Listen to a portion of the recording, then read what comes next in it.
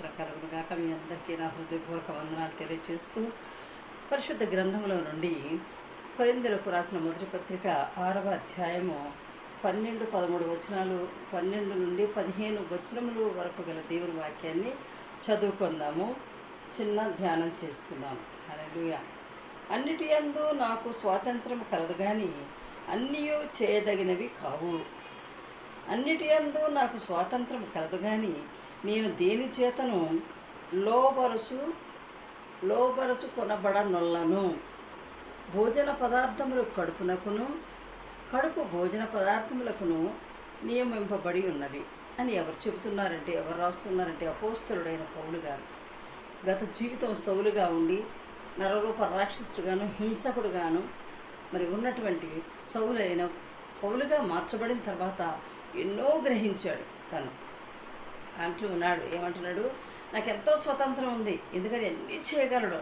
ఒక పెద్ద రౌడీ షీటర్గా ఆయన మంచి అన్నీ జయించగలిగిన వాడు, అన్నిటినీ ఎంతో ఘనకార్యాలు చేశాను అనుకున్నాడు. కానీ దేవుడు అతని తలను దించుకునేలా చేశాడు, తనను తాను తగ్గించుకునే జీవితాన్ని కలుగు చేశాడు దేవుడు.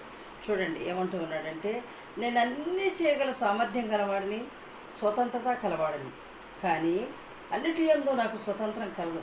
కానీ ఏమంటున్నాడంటే, దేని చేత కూడా లోబరచబడ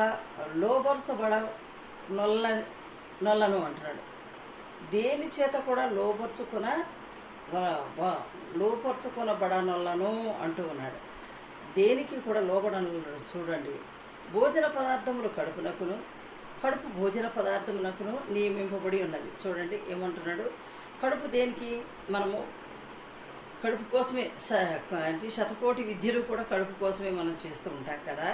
భోజన పదార్థాలు కడుపునకు, కడుపేమో భోజన పదార్థాల కొరకు నియమింపబడ్డాయి అంటూ ఉన్నాడు. నిజమే కదండి. మన జీవితాల్లో కూడా కడుపుకి అన్నం లేకపోతే ఎంతో బాధపడతాము. మన కడుపులో మనకి సరైన భోజన పదార్థాలు లేనప్పుడు ఎంత భయంకరంగా మరి క్షీణించిపోతామంటే, ఎంత భయంకరంగా అల్లాడిపోతామంటే భయంకరం అన్నమాట. మరి అడుక్కునే వాళ్ళని చూసినప్పుడు, మన జీవితాల్లో మనకు కరువు వచ్చినప్పుడు, మనకు లేమి కలిగినప్పుడు, ఏమీ లేకుండా ఉన్నప్పుడు, ఎన్నో సఫర్మెంట్స్ కలుగుతున్నప్పుడు ఎంతో బాధపడుతూ ఉంటాం. ఆ క్షుద్బాధ భరించలేనిదండి, ఆ కడుపు యొక్క బాధ.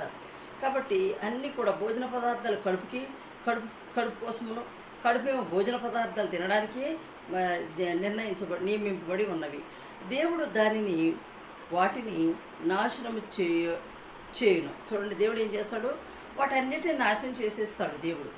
అయితే దేహము జారత్వము నిమిత్తము కాదు కానీ ప్రభువు నిమిత్తమే. చూడండి, జారత్వం చేయకూడదు అంటాడు దేవుడు.